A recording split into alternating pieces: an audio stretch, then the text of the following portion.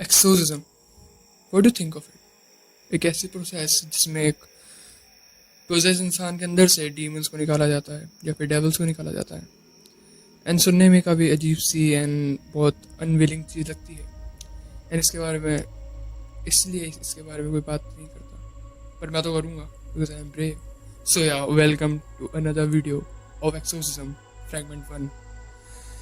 And इसके जिसके बारे में इस वीडियो में हम बात करेंगे उसका नाम है जॉर्ज लूकिंस, या फिर you can say exorcism of George Lukins. ये केस काफ़ी ज़्यादा बड़ा है, तो या इसलिए मैंने फ्रेगमेंट्स से उसको बांटा है।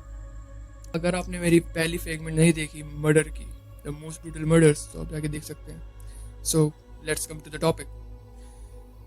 1769, a tailor for profession. George Lukins दरअसल एक टेलर था इंग्लैंड में, जो कि अपना सारा काम या फिर पैशन टेलिंग से नहीं कमाता था। वो बहुत सारी चीज़ें करता था, I mean singing, Christmas memories and ventriloquist. Ventriloquist जिसको मतलब नहीं पता, वो यू हैव सीन पपेट्स, जो कि एक आदमी पहले पपेट से बात करता है और फिर वो पपेट बोलता है, दरअसल बिना होठ हिलाए बात करना। एंड या 1769 में ही वो एक बीमारी से जूझ रहा था, सफ़र कर रहा था, जिसका नाम था fits of an alarming nature, जो कि एपिलेप्सी थी। एपिलेप्सी एक तरह से दौरे पड़ना, यस।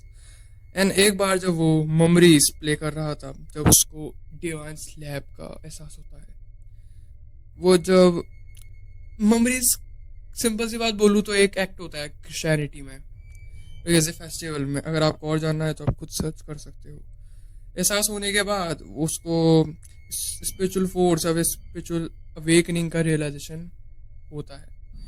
उसके बाद वो ग्राउंड पे गिर जाता है एंड तभी से वो पोजेस हो जाता है, पर इसका इसको एहसास बहुत ज़्यादा लेट होता है। विटनेस ने बताया कि लूकिंस इसके बाद तो नॉर्मल हो गया था, मतलब उसके हो गया था, पर जब वो एक बार लेट नाइट परफॉर्म कर रहा था मिस्टर लव के घर में, जब वो बहुत काफ़ी ज़्यादा ड्रंकन था, मतलब बहुत ज़्यादा शराब पी रखी थी, और इतना ज़्यादा ड्रंकन था कि उसे घर छोड़ने भी 2 लोग गए थे, Avery and Reed. And after that seizure experience उसे होना चालू हो गया था, मतलब इसके बाद ही उसे सीजर आने लग गए थे। और ये सीजर को नॉर्मल सीजर नहीं थे, क्योंकि वो सीजर में वायलेंट अटैक्स एंड हाइम्स का रिवर्स में पढ़ना, जो कि बाइबल्स में होते हैं, एंड बार्किंग लाइक डॉग, मतलब जानवर ऐसी हरकतें करना। विटनेस ने ये भी बताया कि वो जब वो एंड करता था ये सब चीज़ों में, उसके बाद वो एक अजीब सा या फिर वियर्ड सा हैंड साइन करता था अपने राइट हैंड से, आई मीन या। एंड इन सब चीज़ों के बाद भी वो जॉब पे जाता था, अपना मेडिकल ट्रीटमेंट साथ में चला रहा था। एंड इसके बाद उसके एक अंकल, उसके लेट अंकल थे रेवरेंड, उसको बोलते हैं कि उसको बैकवेल 1975 में सेंट जॉर्ज हॉस्पिटल जाना चाहिए, जो वो यही करता है। वो 20 हफ्तों के लिए हॉस्पिटल जाता है और एडमिट हो जाता है। लूकेंस को विजिट करने भी बहुत सारे लोग आते थे, आई मीन या उसके दोस्त या फिर यू कैन से उसके कलीग्स बोलते हैं। I didn't tell you one thing कि वो हॉस्पिटल में कब तक था। तो उसका वो टाइम था 3 मई 1775 टू 8 अक्टूबर 1775। एंड उसके बाद वो 2 डॉक्टर से प्रिस्क्रिप्शन या फिर एग्जामिन होता है। डॉक्टर जेम्स जो कि रिंगटन में थे, और एक और डॉक्टर थे, उसका नाम नहीं है, जो कि ब्रिस्टल से थे। एंड वो दोनों उसको एक बीमारी से इफेक्ट बताते हैं, जो कि थी हाइपोकॉन्ड्रियाक डिसऑर्डर। इसको हाइपोकॉन्ड्रियाक डिसऑर्डर का मतलब नहीं पता, एक ऐसी चीज़ होती है जिसके बारे में इंसान बहुत ज़्यादा वरीड होता है जब उसको कुछ भी नहीं होता। आई मीन वो तो हेल्थ के लिए, पैसों के लिए या फिर अपने काम के लिए बहुत ज़्यादा वरीड रहता है। एंड वाइट चर्च में एक मतलब वाइट चर्च एक डॉक्टर थे जिन्होंने प्रिस्क्राइब किया था कि वो लॉन्डमैन के पास जाए और वहाँ से हैवी डोजेस ले, पर इसके बाद उसका कुछ भी नहीं हुआ, I mean no relief. And इसके बाद थोड़ी स्टोरी सीरियस होना चालू हो जाती है। इसमें काफ़ी ज़्यादा डॉक्टर्स एंड काफ़ी ज़्यादा प्रीस्ट हैं एंड नाम भी हैं, सो या थोड़ी कंफ्यूजिंग स्टोरी है, बहुत बड़ी स्टोरी है, आपको समझा दूंगा धीरे धीरे। एंड इसके बाद वन डॉक्टर जिसने लूकिंस को एग्जामिन किया था, डॉक्टर सैमुअल नॉर्मन। नॉर्मन कुछ चीज़ बोलते हैं इंग्लिश में, जो मैं आपको अब बोल के सुनाऊंगा। Prove himself, be wised, He gave me and others many relations of power, of witches, their inquisitive practices and punishment for them. और लूकेंस इसके अलावा खुद को ब्लैक मैजिक प्रैक्टिशनर्स अभी ट्यूनिंग फोल्क जो कि उस टाइम कहा जाता था उन्हें भी खुद को दिखाता है. वो ब्लैक मैजिक की भी हेल्प लेता है ताकि ये चीज़ दूर हो जाए. और इसी के साथ वो एक ब्लैक मैजिक प्रैक्टिशनर जो कि ब्रैडमिस्टर में थी एक औरत को खुद को दिखाता है. और वो औरत बोलती है जब उसको फिट्स आए मतलब सीजर आए जब उसको कुछ पिन्स ब्राउन पे रोल करके जलाने हैं और वो ये करता है पर इसका भी उसमें कोई असर नहीं होता है. एंड इसके बाद एक मैजिक प्रैक्टिशनर उससे ये बोलती है कि उसको एक श्राप लगा है बूढ़े लोगों का जब उसने एक इंडिजिलेंट या फिर गरीब यू कैन से गरीब लोगों को मारा था या फिर उन्हें परेशान करा था उसकी वजह से उसको हुआ है. और जब उसे याद आता है कि हाँ उसने एक बूढ़ी औरत के सर पे हमला करा था, आई डोंट नो वाई, इसका है ही नहीं कोई डिस्क्रिप्शन. एंड उसके बाद उस औरत के सर से खून आ गया था.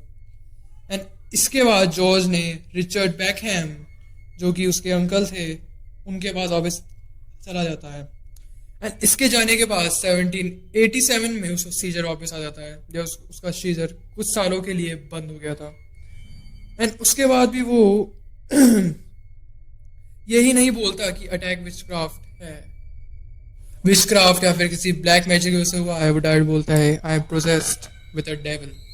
यस. एंड ऑन 7 जून 1787 लूकर्स अपने घर पर नहीं रहता है, वो अपना घर छोड़ देता है सीजर्स की वजह से.